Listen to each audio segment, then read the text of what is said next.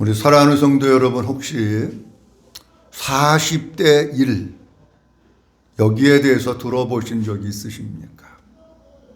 영적 신앙의 원리인데 40대 1이라고 하는 것은 뭐냐고 하면 사도 바울이 고린도전서 15장에서 복음의 핵심을 예수 그리스도의 십자가와 부활이라고 얘기합니다.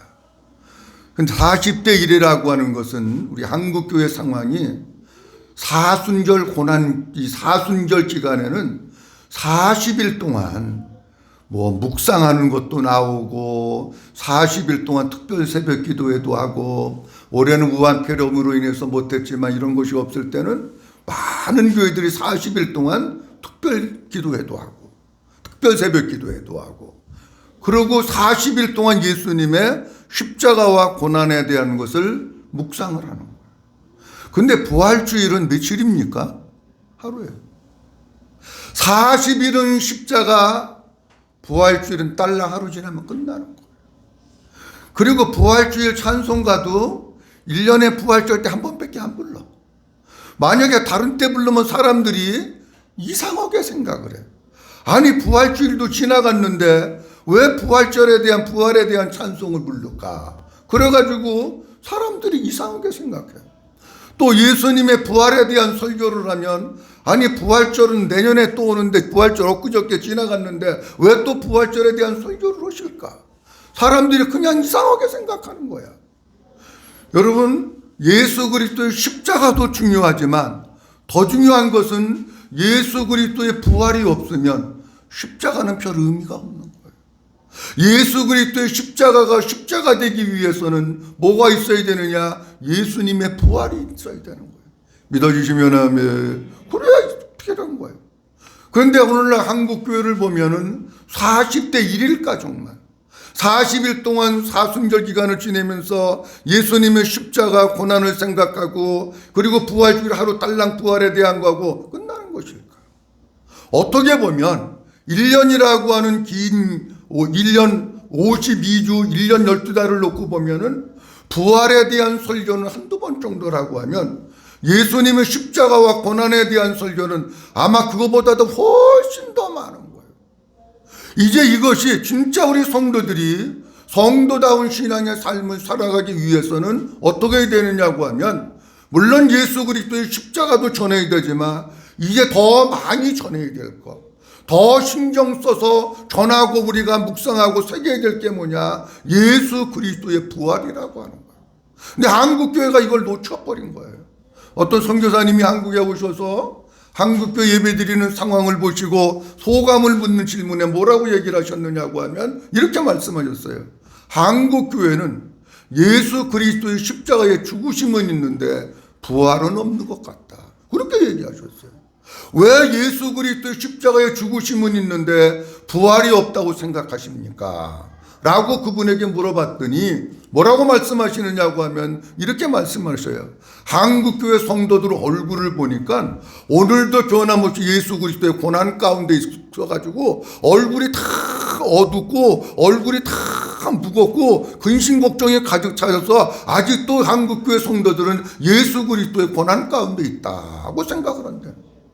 아니, 부활의 주님을 만나고 부활의 신앙을 가졌으면은 이제 고난에서 벗어나서 기쁨과 환희와 감사와 이 희락으로 넘쳐나야 되는데 그게 안 되고 있다는 거예요.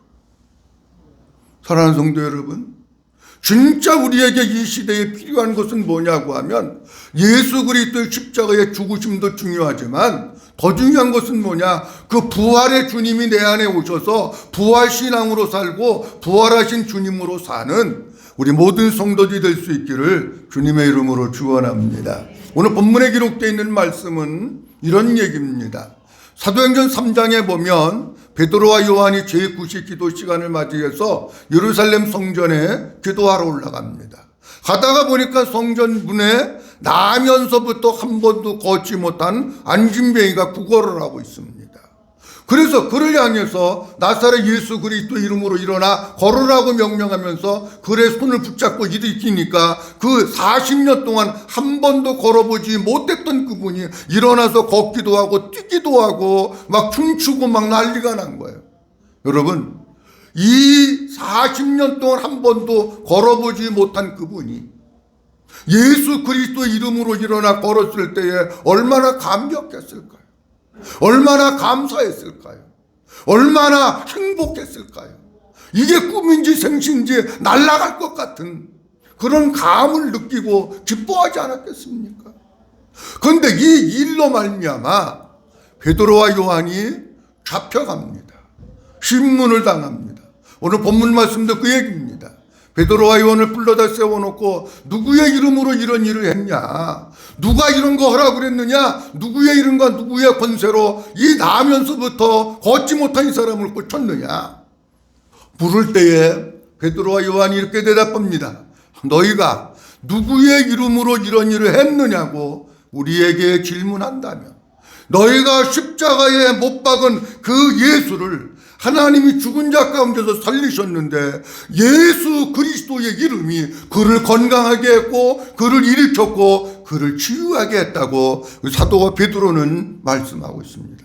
그러면서 오늘 본문 말씀 마지막 절에 이렇게 말씀합니다. 다른 이로서는 구원을 받을 수 없나니 천하 사람 중에 구원을 받을 만한 다른 이름을 우리에게 주신 일이 없다라고 말씀합니다. 사랑하는 성도 여러분, 다른 이로서는 구원받을 수 없습니다. 그 누구의 이름도 우리에게 구원을 줄 수 없습니다. 오직 예수 그분만이 구원이시고 오직 예수 그분만이 우리의 능력이시고 오직 예수 그분만이 우리의 소망이신 줄로 믿으시기 바랍니다. 오늘은 사도행전 4장 5절서부터 12절 말씀을 본문으로 해서 하나님의 능력, 부활에 대해서 세 가지로 말씀을 드리려고 합니다. 첫째로 우리가 믿는 하나님은 능력의 하나님이라고 하십니다. 우리가 믿는 하나님은 어떤 분이실까? 여러분들은 어떤 하나님을 믿고 있습니까? 우리가 믿는 하나님은 어떤 하나님인가? 이걸 먼저 분명히 해야 합니다, 여러분. 우리가 믿는 하나님은 힘없는 하나님, 무능한 하나님, 저 뒷방에 쭈그리고 앉아있는 하나님, 그런 하나님이 아닙니다. 우리가 믿는 하나님은 전능하신 하나님이시고 능력의 하나님이신 줄로 믿으시기 바랍니다. 예수 그리스도의 부활은 전능하신 하나님께서 하신 일이고 위대하신 하나님의 작품이 예수 그리스도의 부활입니다. 하나님께서는 아무것도 없는 상태에서 무에서 유를 말씀으로 창조하신 능력의 하나님, 전능하신 하나님입니다. 여러분, 우리가 성경을 많이 안 읽었어도 구약 성경 창세기를 딱 피면 창세기 1장 1절이 나옵니다. 그 창세기 1장 1절에 어떻게 말씀하고 있느냐고 하면 태초에 하나님이 천지를 창조하시니라 이렇게 말씀합니다. 태초에 하나님이 천지를 창조했다고 하는 말씀 무슨 말씀이냐고 하면 아무것도 없는 상태. 그 상태에서 하나님이 온 우주와 온 만물과 이 땅에 있는 모든 것을 하나님이 다 만드셨는데 뭘로 만드셨느냐? 말씀으로 만드셨는 줄로 믿으시기 바랍니다. 히브리서 11장 3절 말씀에도 주님이 뭐라고 말씀하고 있느냐고 하면 모든 만물이 하나님 아버지의 말씀으로 지은 바 되었다라고 말씀을 합니다. 만물을 창조하신 하나님의 능력의 하나님이 예수 그리스도를 넉넉하게 일으켜 세웠는 줄로 믿으시기 바랍니다. 아브라함도 자기도 나이가 많고 사라도 나이가 많아. 하나님께서 자식을 준다고 약속을 하셨는데 나이는 점점 들어가는데 자식이 생기질 않아. 이때에 아브라함이 드디어 몇 살이 됐느냐고 하면 99세가 됐을 때. 아, 이제는 끝났구나. 이제는 더 이상 내가 희망이 없구나. 바로 그때에 하나님이 나타나셨어요. 창세기 17장 1절 말씀에 보면 아브라함이 99세 때 여호와께서 아브라함에게 나타나서 그에게 이르시되, 한번 따라합니다. 나는 전능한 하나님이라. 믿으시면 아멘. 하나님은 전능한 하나님. 네가 나이가 99세가 됐든지 네가 나이가 100세가 됐든지 그게 중요한 게 아니야.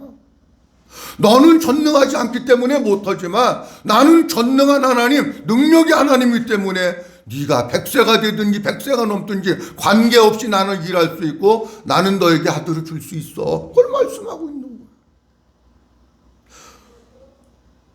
내가 너를 크게 번성하게 하며 너를 여러 민족의 아버지가 되게 할 것이다. 하나님은 그에게 말씀하죠. 로마서 4장 17절 말씀에 아브라함은 어떤 하나님을 믿었느냐 이렇게 말씀하고 있어요. 그가 믿은 바 하나님은 죽은 자를 살리시며 없는 것을 있는 것 같이 부르시는 이시니라. 이렇게 말씀. 아브라함이 믿은 하나님은 어떤 하나님이냐? 죽은 자를 살리시는 하나님. 다시 얘기하면 전능한 하나님, 능력의 하나님, 없는 것도 있게 만드시는 그 하나님을 아브라함이 믿은 거예요. 그러니까 100세에도 아들을 낳고 여러 민족의 아버지가 될 수 있었던 겁니다. 긴 고난의 터널 속에서 우리가 욥기 1장에 보면 욥이 굉장히 믿음이 좋은 것 같아요. 막 그냥 뭐 동방의 의인이고 막 흠이 없고 자녀들이 생일을 당하면 혹시 죄를 졌을까봐 자녀들 그냥 명수대로 또 제사를 드리고 믿음이 참 좋은 것 같아요. 근데 요때는 믿음이 좋은 때가 아니고 욥이 율법 가운데 있을 때. 근데 긴 고난의 터널을 지나면서 욥이 누구를 만나느냐? 욥이 하나님을 만나. 그동안 귀로만 듣던 하나님, 다시 얘기하면 지식이 하나님입니다. 귀로 듣던 하나님은 머리의 하나님입니다. 귀로만 듣던 하나님을 눈으로 뵙고 그분을 체험하면서 욥기 마지막 42장에서 욥이 그 하나님을 이렇게 고백을 합니다. 주께서는 못하실 일이 없사오며 무슨 계획이든지 못 이룰 것이 없는 줄로 아오니 그렇게 말씀합니다. 욥이 고난 가운데 하나님을 만나 귀로만 듣던 하나님을 손으로 만지고 귀로만 듣던 하나님을 눈으로 보고 체험하면서 그 하나님은 못 이룰 것이 없는 능력의 하나님, 전능한 하나님이야. 그거를 고백하고 있는 거예요. 여러분 성경에는요 이와 같은 사건들이 얼마나 많은지 몰라요. 여러분 이스라엘 백성들이 광야 생활을 합니다. 40년 동안 광야 생활을 하는데 이스라엘 백성을 농사 졌나요? 농사 안 졌습니다. 전능한 하나님이 하늘에서부터 매일 저들에게 먹을 것을 공급해 주십니다. 하나님이 하시는 능력의 하나님이 하시는 40년 동안 광야 생활을 했지만 의복이 해져서 떨어지지 아니하고 신발이 다 해져가지고 없어지지 아니하고 발이 부르트지지 아니하도록 보호하셨던 하나님, 그분 전능하신 하나님이 이스라엘 백성들을 광야 가운데서 붙들고 계셨고 함께 하셨고 채워주셨던 거예요. 사랑하는 성도 여러분, 여러분들은 어떤 하나님을 믿고 있습니까? 내 안에 계신 하나님은 어떤 하나님? 욥과 같이 귀로만 듣던 지식의 하나님입니까? 아니면 한없이 초라하고 볼품없는 연약한 하나님? 우리 하나님은 전능하신 하나님, 그 전능하신 하나님과 더불어서 능력의 믿음의 삶을 살아가는 우리 성도들이 될 수 있기를 주의 이름으로 축원합니다. 둘째로 하나님의 능력이 예수 그리스도를 죽은 자 가운데서 다시 살리셨다고 하십니다. 죽은 자를 살리는 것은 사람은 못하는 거예요. 여러분들이 어떤 사람이 죽었는데 그 죽은 자 살린다고 그 음식하고 철회해도 그 사람 안 삽니다. 여러분 저 이단 도천동에도 있는 그 이단이 있는데 그분이 안 죽는다 그래가지고요. 그분이 나는 죽어도 산다 그래가지고 그분이 죽었는데 장사를 안 지낸 거예요. 죽어도 산다 그러니까. 장사를 안 지내고 그분을 거기다가 놓고 그 교회 교인들이 모여가지고 기도하고 우리 교주님 살려주세요. 막 근데 일주일이 지나도 안 사네. 예수님 3일 만에 부활하셨는데 3일 만에 부활할 줄 알고 막 살려달라고 막 그랬는데도 안 살아. 일주일 지나고 날씨는 덥고 시신이 막 부패하고 막 냄새가 나고 막 그러잖아요. 사람은 못 살려. 경찰이 강제로 장례 집행해가지고 갖다가 묻어버렸어요. 여러분 사람은 죽은 사람을 못 살립니다. 누구만 할 수 있느냐? 하나님은 하시는 줄로 믿으시면 아멘. 하나님 하시는 거예요. 죽은 자를 살리시는 것은 하나 능력의 하나님, 전능하신 하나님만이 하실 수 있는 거예요. 오늘 사도행전 4장 10절 말씀에 이렇게 말씀하고 있습니다. 너희와 모든 이스라엘 백성들은 알라. 너희가 십자가에 못 박고 하나님이 죽은 자 가운데서 뭐하신? 살리신, 하나님이 살리신 나사렛 예수 그리스도의 이름으로 이 사람이 건강해졌다. 하나님의 능력이 죽은 예수 그리스도를 살렸다는 거예요. 아니 그런데 부활을 못 믿으면 어떡해? 성경에 많이 있어요. 사도행전 2장 24절 말씀에 하나님께서 그를 사망의 고통에서, 한번 따라합니다, 풀어 살리셨으니. 풀어 뭐 하셨으니?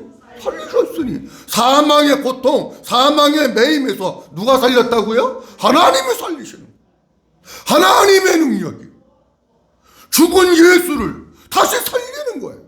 그러니까 그 하나님은 능력의 하나님이신 거예요. 사도행전 2장 32절 말씀에도 이 예수를 하나님이 뭐 하신지라? 살리신지라. 하나님이 살렸대요. 사도행전 3장 15절 말씀에도 생명의 주를 죽였도다 그러나 하나님이 죽은 자 가운데서 그를 뭐 하셨으니? 살리셨으니. 능력의 하나님이 예수 그리스도를 죽은 자 가운데서 다시 살리셨는 줄로 믿으시기 바랍니다. 사도행전 3장 15절 말씀 지금 봤죠? 사도행전 5장 30절 말씀, 너희가 나무 위에 달아 죽인 예수를 우리 조상의 하나님이 살리셨느니라. 그렇게 말씀 많아요. 능력의 하나님이 예수 그리스도를 죽은 자 가운데서 달리 살리셨기에 예수님이 부활하신 거예요. 그런데 안타까운 게 있어요. 이 부활, 하나님이, 전능하신 하나님이, 능력의 하나님이 예수님을 죽은 자 가운데 살리셨다고 성경은 분명히 말씀하고 있는데, 시대가 가고 과학이 발달하고 사람들의 지식이 늘어나면서 뭐를 안 믿느냐? 예수님의 부활을 안 믿는 거예요. 목사님들도 예수님의 부활을 안 믿어. 신학교 교수들도 예수님의 부활을 안 믿는 교수들이 얼마나 많은지 몰라요. 도대체 무슨 하나님을 믿는 겁니까? 예수님의 부활을 믿으시면 아멘. 하나님, 능력의 하나님이 예수님을 살리신 거예요. 그렇다면 그 하나님은 우리도 살릴 수 있는 줄로 믿으시기 바랍니다. 우리도 살려. 셋째로, 부활하신 예수로 사는 사람은 능력의 삶을 살게 된다고 하십니다.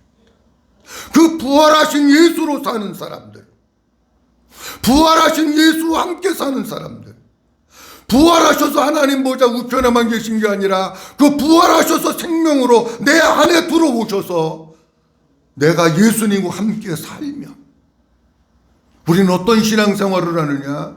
능력의 신앙생활을. 그게 하나님의 능력 부활입니다. 여러분. 내가 부활하신 예수님이 내 안에 들어오셔서 그 주님과 함께 사는데 내가 아직도 신앙생활이 매가리가 없고 두렵고 공포 가운데 있고 비실비실거린다.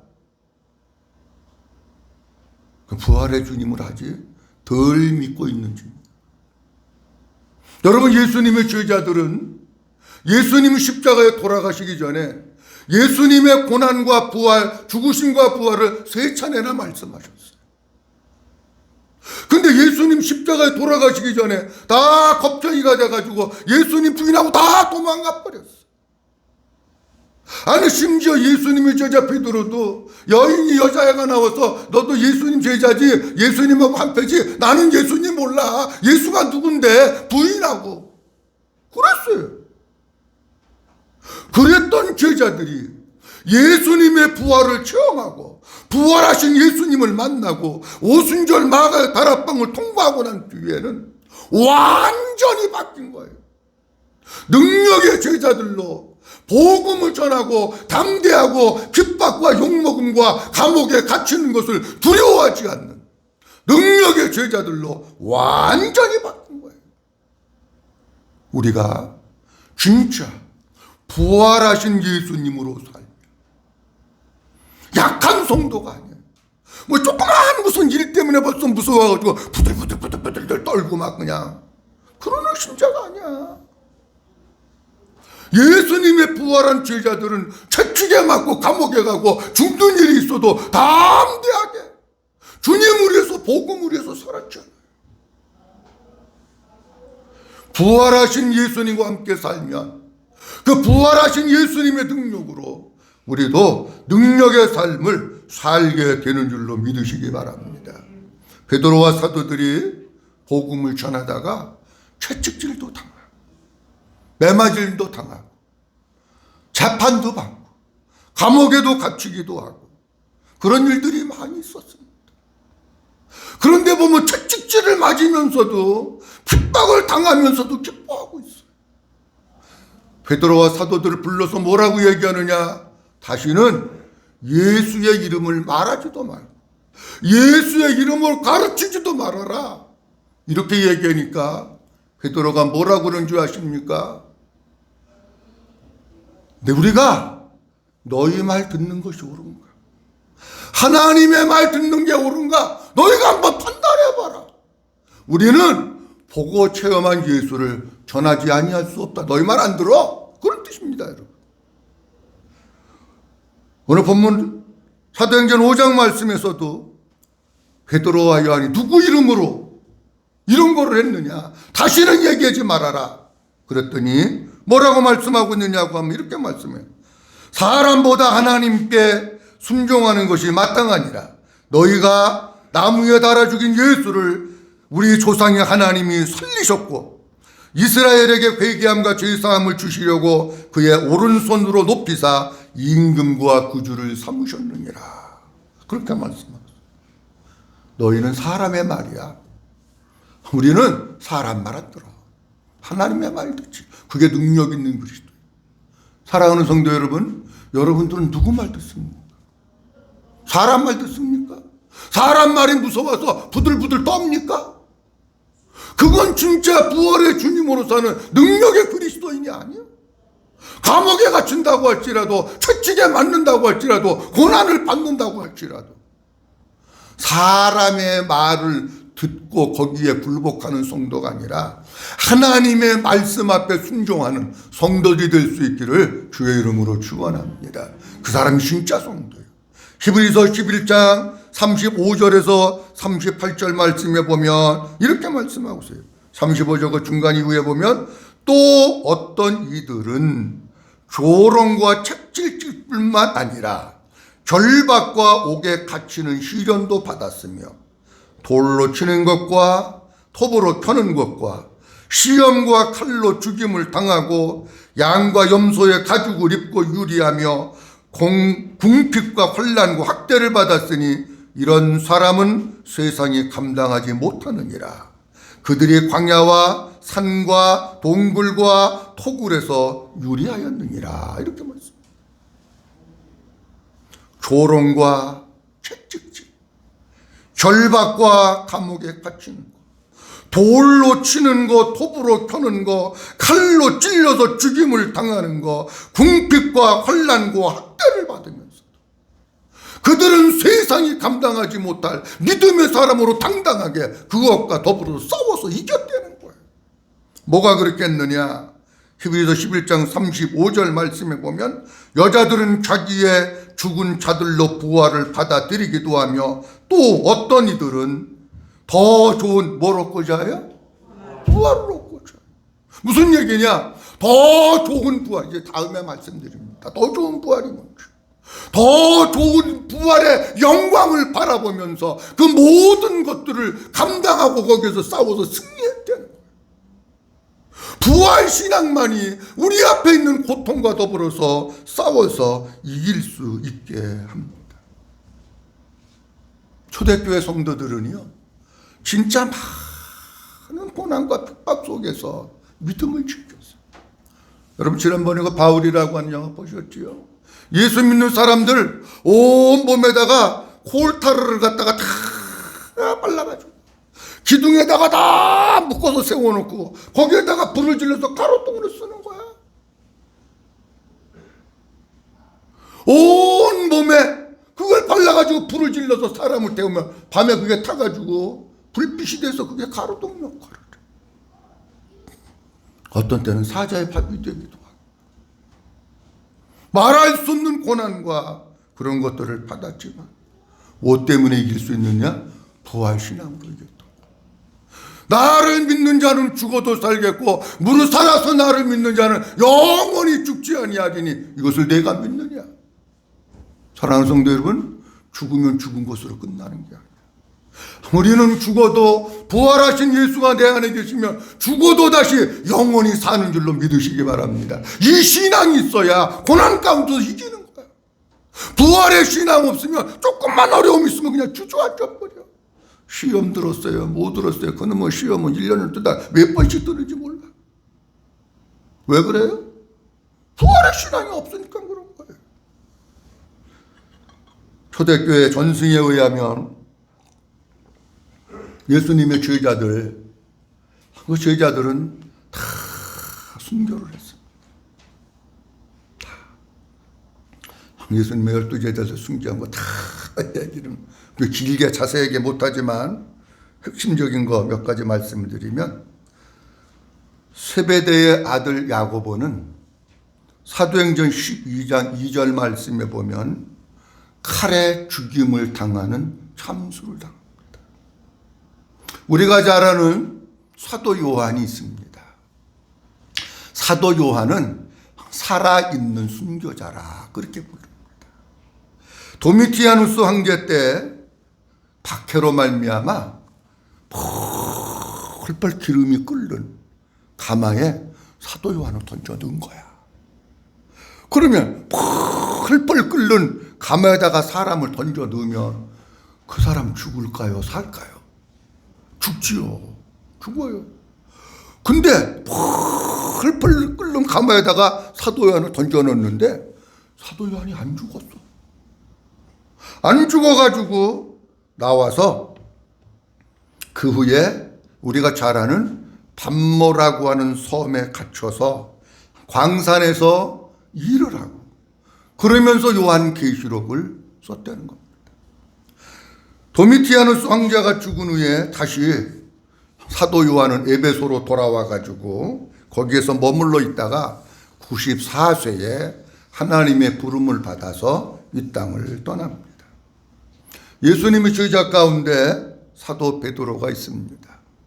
네로 황제 때에 네로 황제가요 약간 요게 좀 맛이 간 사람이야. 네로 황제 때 예수 믿는 사람들은 얼마나 많이 핍박했는지 몰라. 로마에다가 불사질러 놓고 다 예수쟁이가 싸질렀다 그러고. 이때에 사도 베드로는 뭐 긴 얘기는 다 못합니다만은 제자들이 잠깐 몸을 피하셨다가 요게 참 잠잠해지면 오세요. 그랬는데 가다가 누굴 만나? 가다가 주님을 만나. 가다가 주님을 만나니까 베드로가 그러잖아요. 주여 어디로 가십니까? 그랬더니 예수님이 뭐라 그러냐면 나는 내가 버린 성 안에 있는 내 양들을 위하여 가노라. 그래서 베드로가 거기서 다시 돌려가지고 성으로 가가지고 예수 믿는 사람들을 돌보다가 그리고 순교를 하는데 어떻게 순교를 하느냐고 하면 예수님 십자가에서 이렇게 돌아가셨잖아요. 사도 베드로는 내가 죄인인데 내가 어떻게 감히 예수님하고 똑같이 이렇게 매달려 죽을 수가 있냐. 나를 십자가에 거꾸로 매달아라. 그래가지고 사도 베드로는 십자가에 거꾸로 매달려가지고 순교를 합니다. 예수님의 형제 야고보가 있는데 예수님의 형제 야고보는 공식적인 사도는 아닙니다.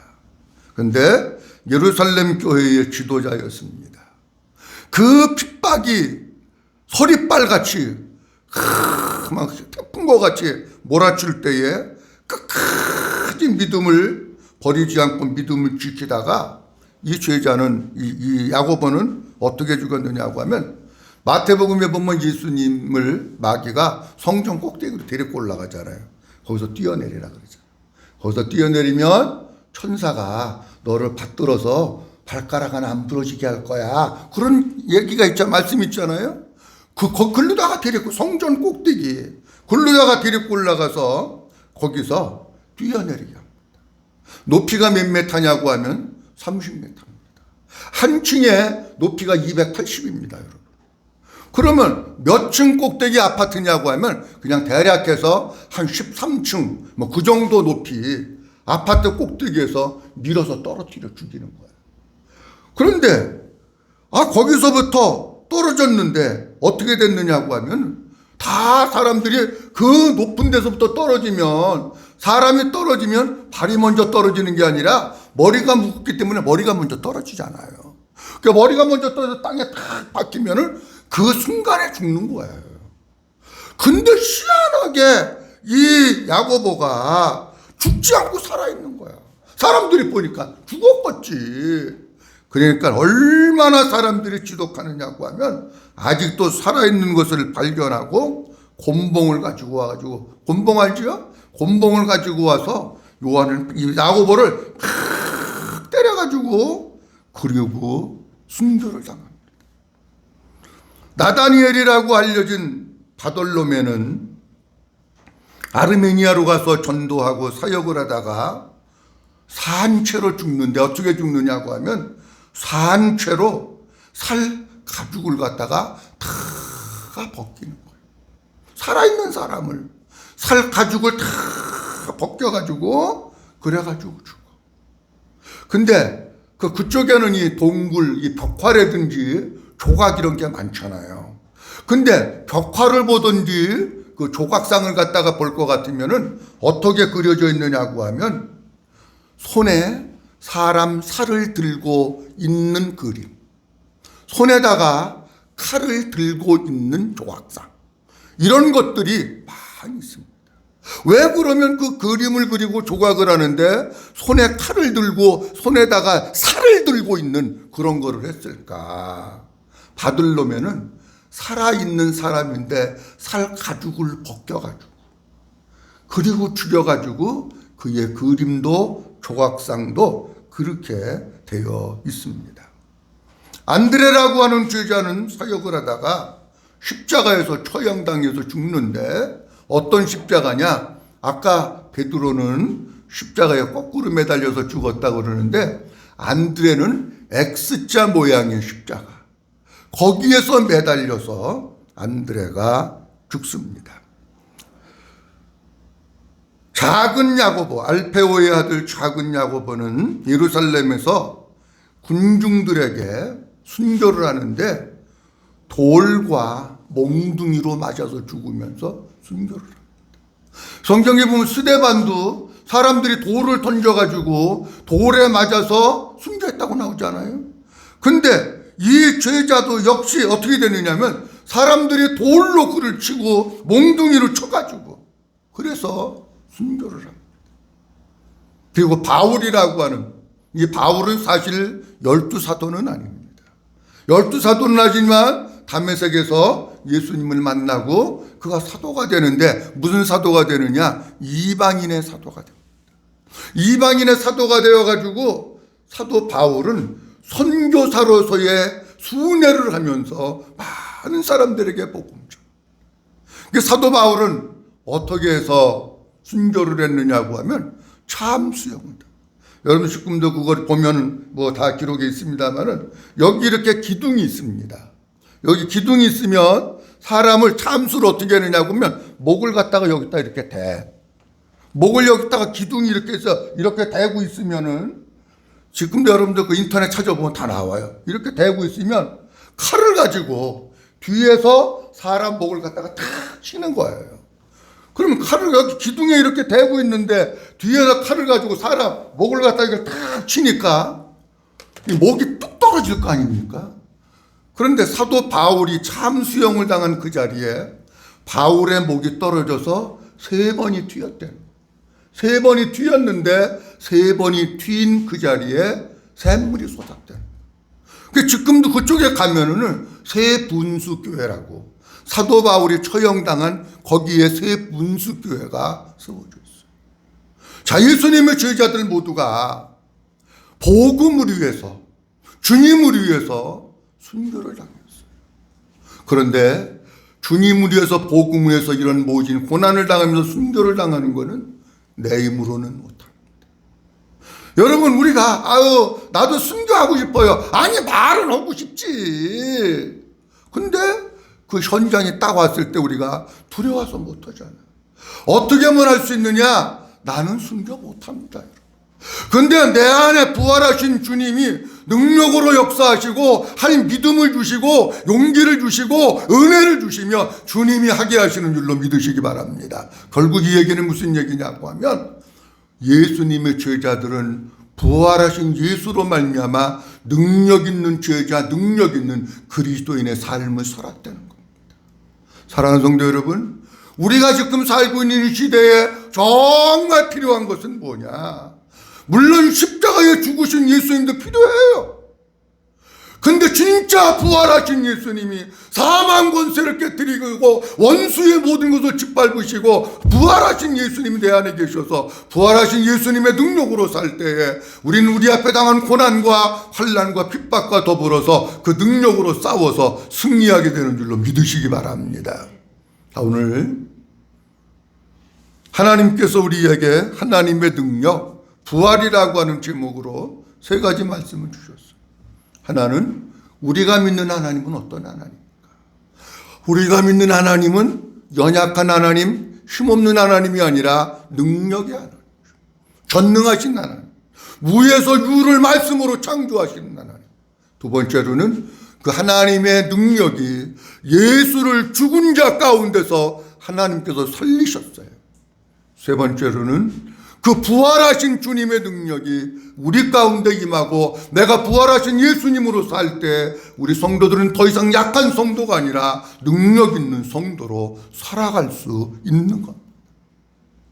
사랑하는 성도 여러분, 진짜 우리가 이 시대에는 믿음을 지키기 어려운 시대, 교회당 하나 나오는 것도 눈치 봐야 되고 힘든 시대, 세상 앞에 굴복하고 환난 앞에 굴복하고 무릎 꿇는 성도 되지 말.